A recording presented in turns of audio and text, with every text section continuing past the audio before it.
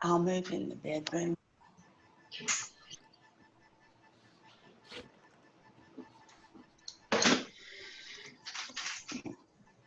As we go marching, marching in the beauty of the day, a million darkened kitchens, a thousand mill lofts gray, are touched with all the radiance that a sudden sun discloses. For the people hear us singing, bread and roses, bread and roses. As we go marching, marching, we battle too for men, for they are women's children, and we mother them again. Our life shall not be sweated from birth until life closes. Hearts starve as well as bodies. Give us bread, but give us roses.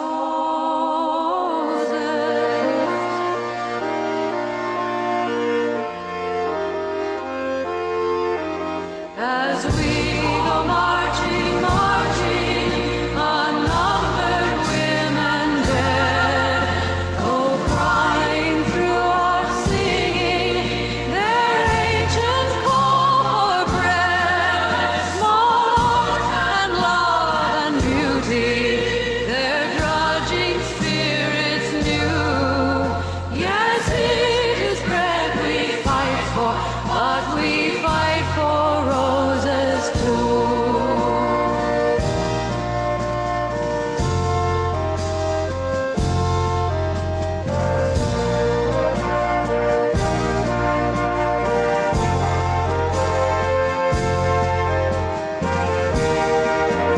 As we go marching, marching, we bring the braver days.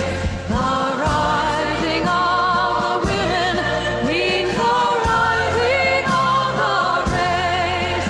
No more the drudge and idler tend that toil where one reposes, but a sharing of life's glories, bread and roses, bread and roses.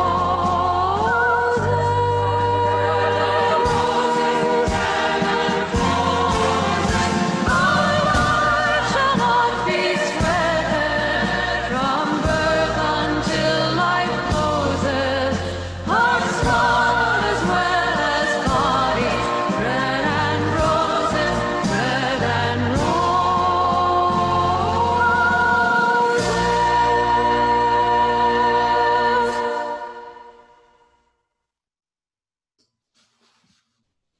All right, good morning, everybody. Today's, oh, we got the date wrong in this, but that's okay.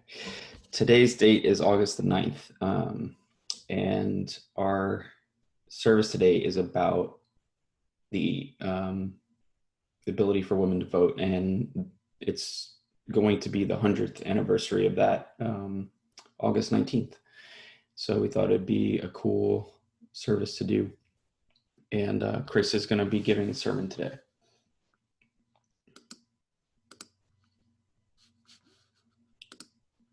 So if we could all say this together. This fire is a reminder of the light within us all, the yearning for freedom, the longing for truth, the flame of intuition, the torch of conscience. We dedicate this service to the remembrance of this holy light. Dedicate this service to the remembrance of this holy. All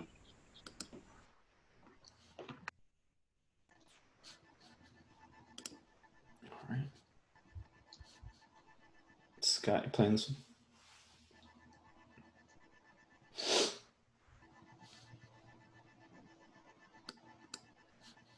Please.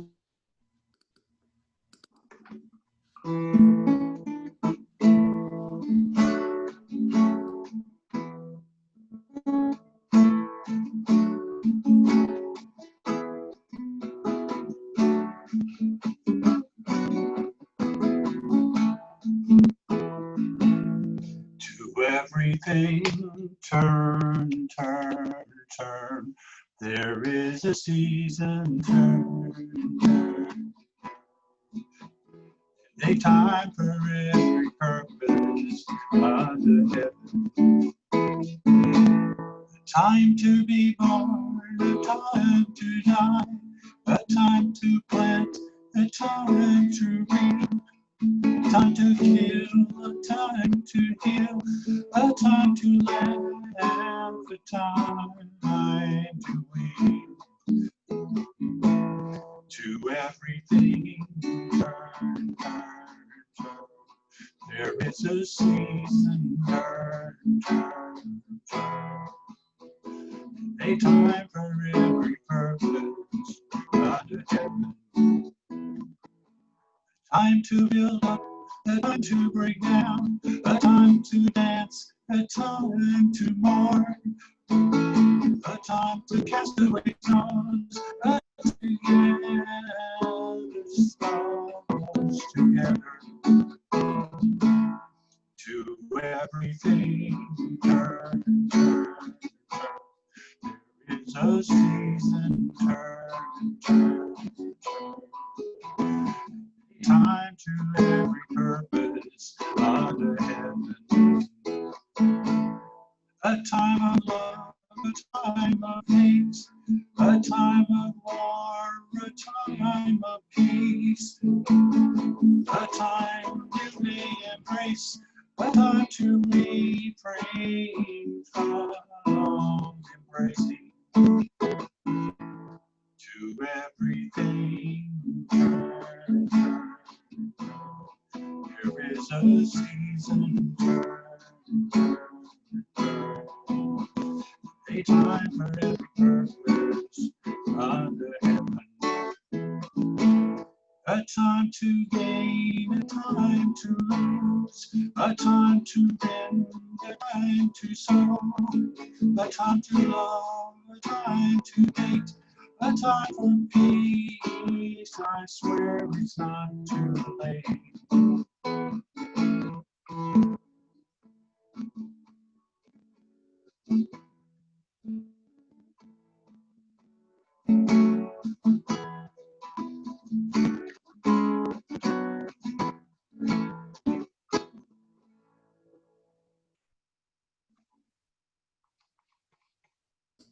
Awesome. Thanks, Scott.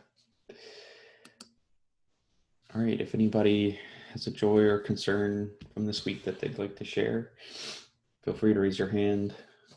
Linda looks like she's ready. Let me unmute you. There you go. Some of you will remember Leslie Chance. I talked to her day before yesterday. She's in Norman, Oklahoma, and she goes to the Unitarian church there. And next Sunday, she will be sharing her poetry as their Sunday service. But their service is the same time as ours. But anyway, I thought you might. And hearing this song brought a special memory to me. I'm so grateful to her. Once I gave a service on that, the religious people that twirl, and the twirling brings them into a state of enlightenment. And she hadn't been able to come to the service, so I was describing it to her, and we were in a parking lot, a public parking lot, and she started singing, turn, turn, turn, and we both just started turning and singing that song in a public parking lot, completely unaware of what might be going on around us. So that was a very joy that will always be with me, I guess. Thank you. Awesome. Thanks. Philip?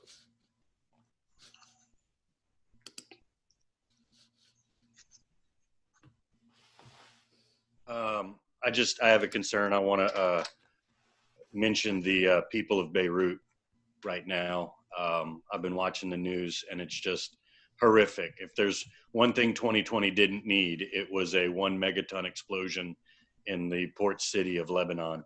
So those people are in my thoughts and prayers, and my heart go out to them. So I just want everybody to think about them at this time.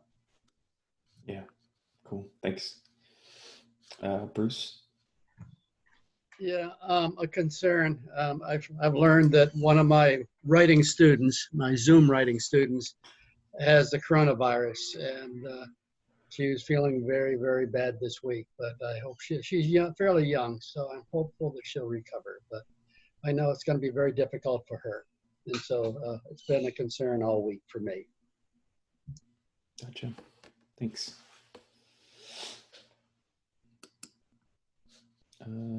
Mary? Let me unmute you. Wait 1 second. Should see a little box that you have to say yes.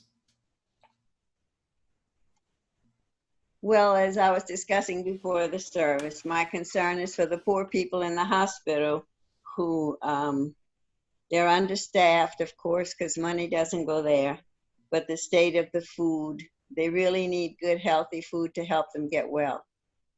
When I'm empress of the world, I will have a masseuse and an acupuncturist and a reflexologist on those floors. But especially now during Corona, people can't have visitors. So that's a concern. But the food is my big worry right now. All right, that's it. Thanks. I have one to share. Oh, Heath's got his head up. Definitely joyful to kind of be over that, pretty rough sickness period. Things are getting better now. Just the only thing right now is I can't really taste or smell anything, so I'm kind of looking forward to having that back. But a small silver lining, I guess, in it all was around the same time. Of course, I'm in quarantine.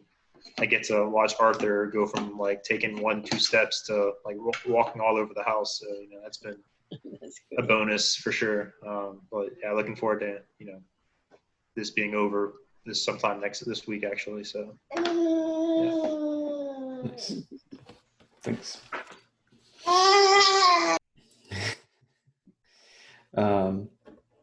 I have a double, just a joy and a concern. My best friend found a job, and he is moving to North Carolina, which he always wanted to do. It's a bit of a concern because he's my best friend, so I won't see him for a while. But I will get to visit him, so it's maybe just an excuse to get away from Louisiana for a while sometimes. All right. If nobody else, we can all say this together. For the joy shared, we join you in celebration. For the sorrows and concerns spoken here, we feel our sympathy and compassion. For all that remains unspoken, both joy and sorrow, may the caring of our community offer you both kindness and hope.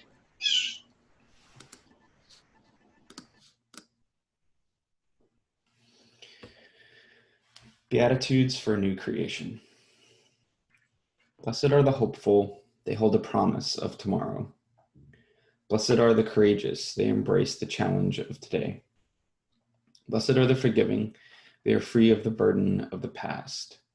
Blessed are the people of prolonged engagement, they will create a better world for the children. Blessed are the disappointed, they will rise and anticipate a better day. Blessed are the self-forgetful, they will engage in a compassionate embrace. Blessed are the flowers bursting forth in the spring. Blessed are the children celebrating the spontaneity and new life. Blessed are the contemplatives, they will embrace the universe as one. Blessed are the liberators, they will set all the captives free. Blessed are the creation-centered people, they will appreciate the beauty of the earth. Blessed are the engaged mystics, they will ignite a fire on the earth and unite the stars in the street.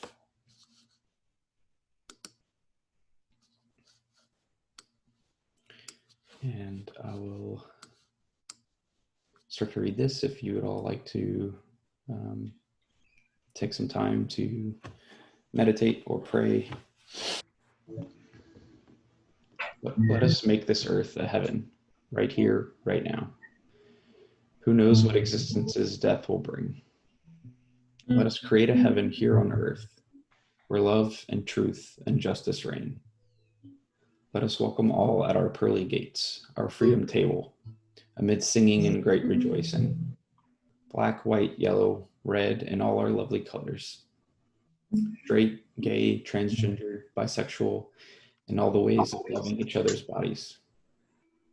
Blind, deaf, mute, healthy, sick, variously abled, young, fat, old, thin, gentle, cranky, joyous, sorrowing. Let no one feel excluded. Let no one feel alone. May the rich let loose their wealth to rain upon the poor. May the poor share their riches with those with money. Come to venerate the earth, our mother, and tend her with wisdom and compassion. May we make our earth an Eden, a paradise. May no one wish to leave her. May hate and warfare cease to clash in causes too old and tired to name. Nationalism, false pot of gold, deep-rooted ethnic hatreds. May these all disperse and wane. May we see each other's true selves. May we all dwell together in peace and joy and understanding. Let us make a heaven here on earth before it is too late. Let us make this earth a heaven for each other's sake.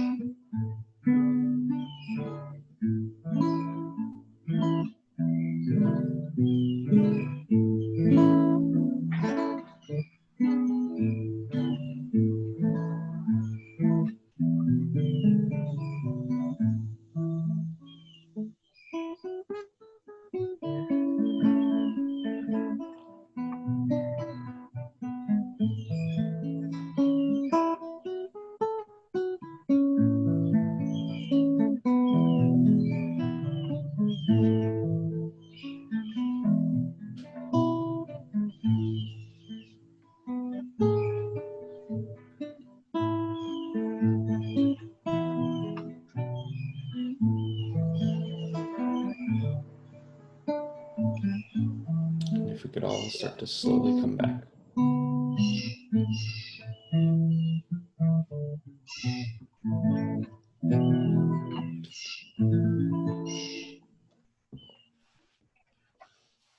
Bruce.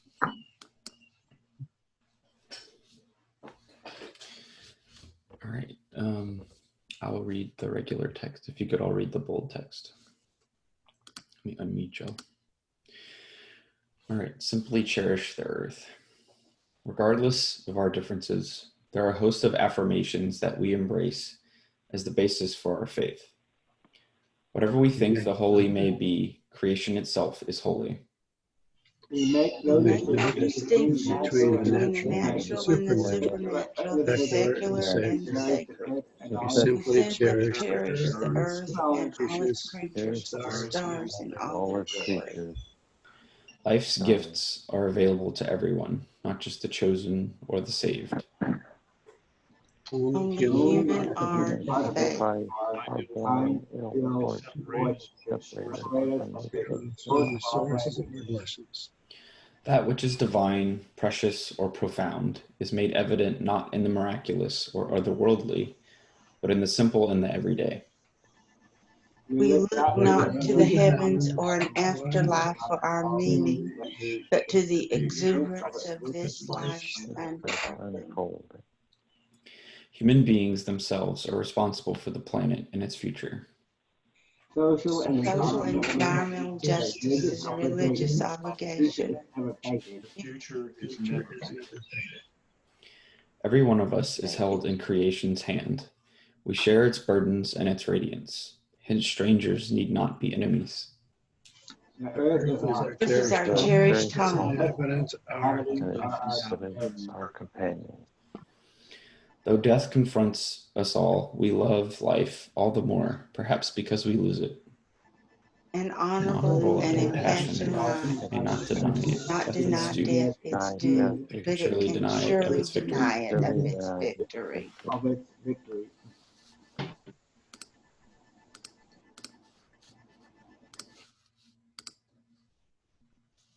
All right, and so now I will give it over to Chris, who is going to read Women Win the Vote. Let me unmute you, Chris. Thank you. There you go. Okay. This is going to be a brief history of the social justice fight for women's rights. It's a combination of 3 articles by Sarah Pruitt, Jennifer Schuschler, and a short ending by Wikipedia. In the fight for women's suffrage, most of the earliest activists found their way to the cause through the abolition movement of the 1830s. Abolitionist groups such as the American Anti-Slavery Society, led by William Lloyd Garrison, provided women with opportunities to speak, write, and organize on behalf of enslaved people, and in some cases gave them leadership roles.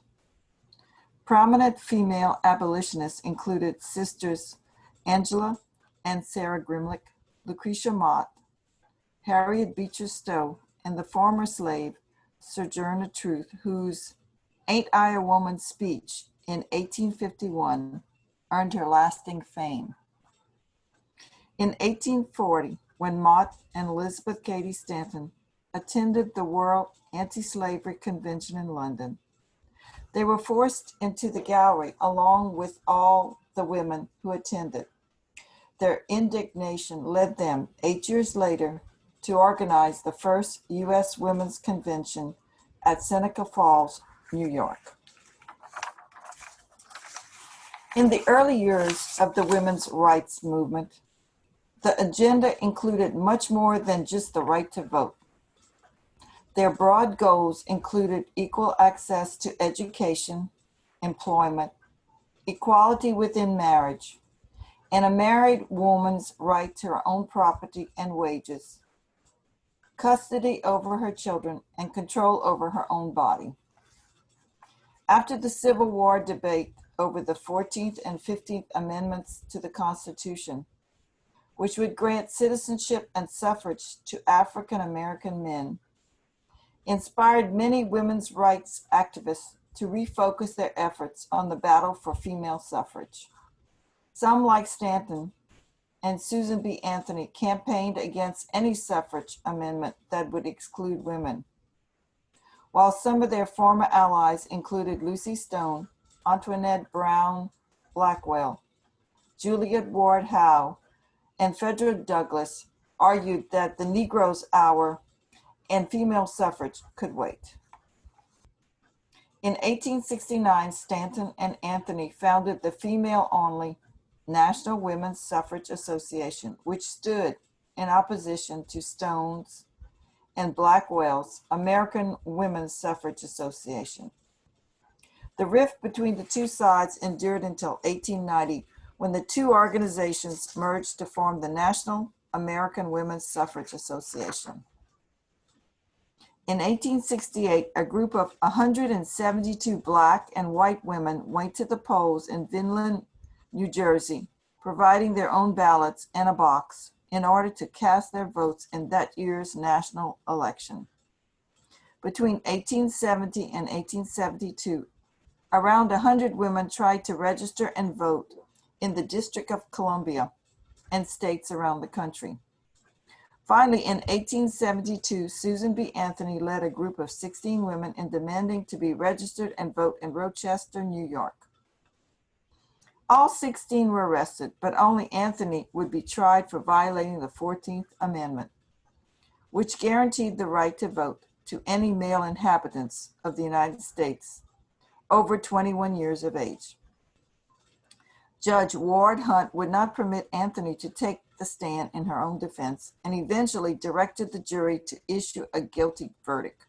He sentenced Anthony to pay a $100 fine, which she refused to do, challenging the judge to hold her in custody or send her to jail. Hunt declined, knowing this would allow her to appeal her case to the U.S. Supreme Court. Although her case was closed at that point, Aunt Susan earned widespread respect and inspired younger women with her courageous example, helping to ensure that her cause would eventually triumph some 14 years after her own death. For years, the drive for women's suffrage was presented mainly as a story of middle-class white women and iconic national leaders like Anthony and Stanton.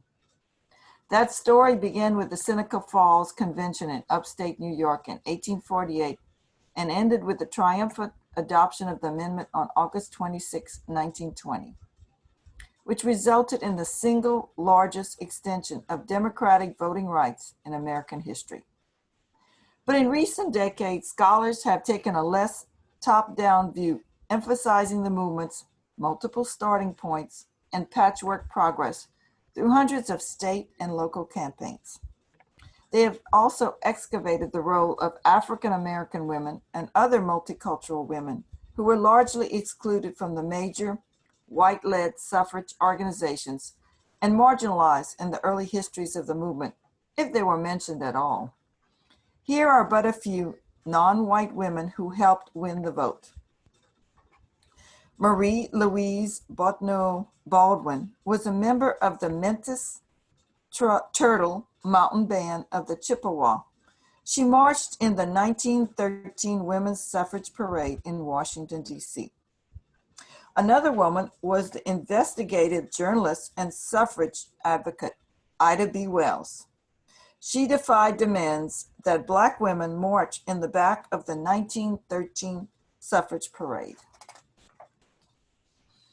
Another woman, the poet and activist Frances Ellen Watkins Harper, challenged Susan B. Anthony and Elizabeth Cady Stanton at an 1866 women's rights meeting.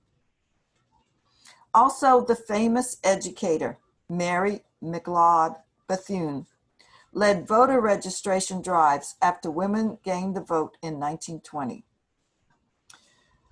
Mary Ping Hugh Lee, who we don't have a picture of, oh, we do, good. A Chinese immigrant who as a teenager helped lead a 1912 suffrage parade in New York on horseback, despite being ineligible for citizenship under the Chinese Exclusion Act. This act was not repealed, was repealed in 1943. In 1907, an American Quaker named Alice Paul was studying in England when she joined British women in their campaign for suffrage. Over the next 3 years, while doing graduate work at the universities of Brigham and London, Paul was arrested and jailed 3 times for suffrage agitation. After returning to the United States, she joined the National American Suffrage Association, founded by Carrie Chapman Catt, but soon became impatient with that organization's mild-mannered tactics. In 1913, Paul and fellow militants formed the Congressional Union for Women's Suffrage, later the National Women's Party.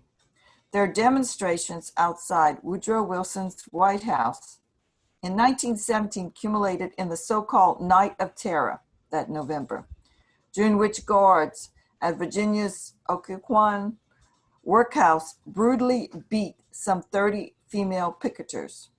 At that time, Paul herself was serving a 7-month stint in prison, where she was force-fed and confined to a psychiatric ward. In 1918, a district court overturned all the women's sentences without ceremony. That same month, President Wilson declared his support for the Susan B. Anthony Amendment, later the 19th Amendment, granting women's suffrage. The 19th Amendment to the United States Constitution that prohibits states and the federal government from denying the right to vote to citizens of the United States on the basis of sex.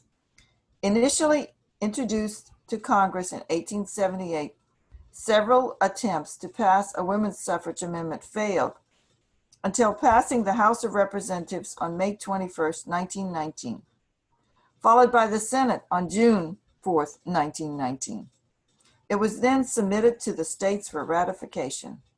On August 18th, 1920, Tennessee was the last of the necessary 36 ratifying states to secure adoption. The 19th Amendment adoption was certified on August 26th, 1920, the accumulation of a decades-long movement for women's suffrage at both state and national levels. And as I said before, this speech is a combination of 3 different articles. I want to give the authors their due. Sarah Pruitt, Jennifer Schuschler, and lastly, a Wikipedia little part telling about the ratification of the 19th Amendment. Thanks, Chris. Sure. All right, Scott.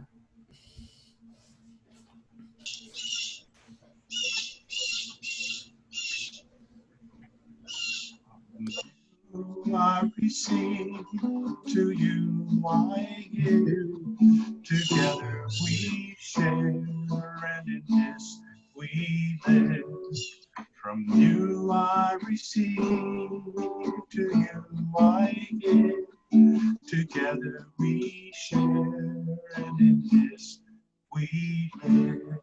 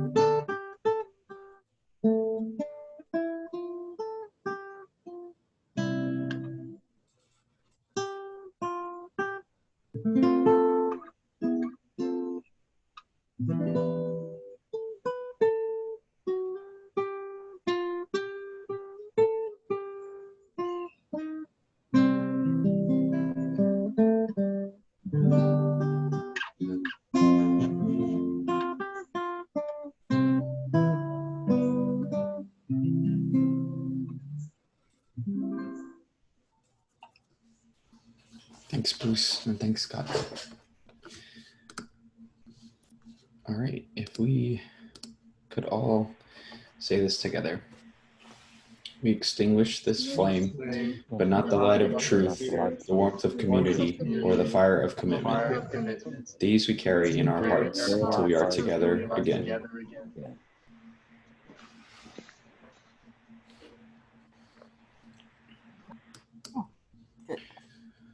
All right. So just to reiterate this Sunday, oh, Philip's got some.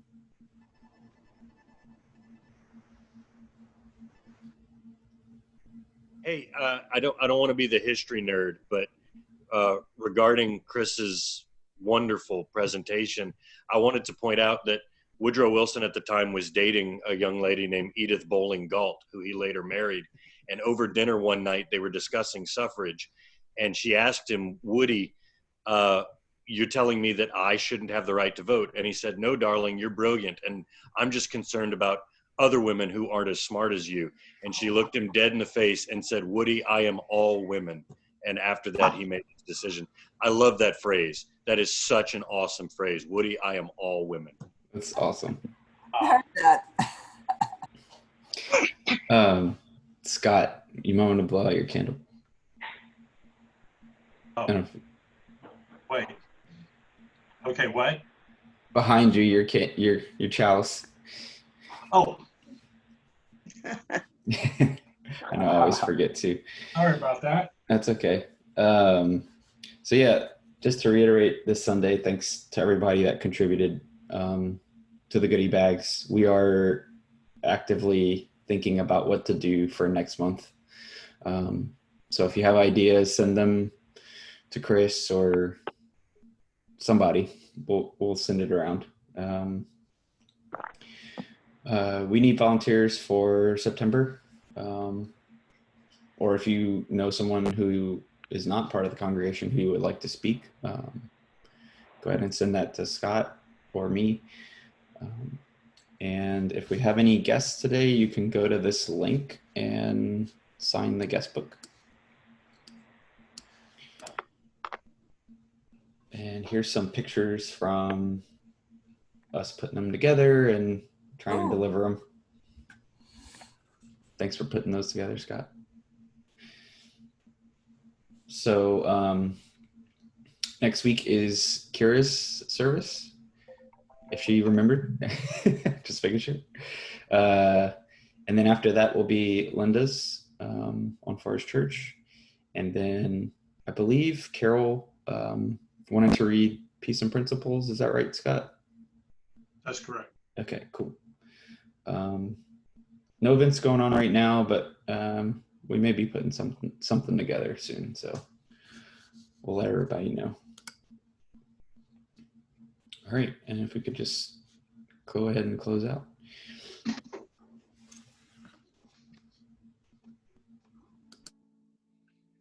May I who Who live live be true unto my being, one in in my thoughts. my words and every deed. I was born free, an ever-changing river is what I am, and neighbors, so are you. We have the power through laughter, love, and tears to face all fears and live forever free. There are miles behind you and many more ahead. As you journey on toward wholeness, may all that is good and true guide your way. May the joy of love lighten every step, and the miracle that is life be ever in your sight.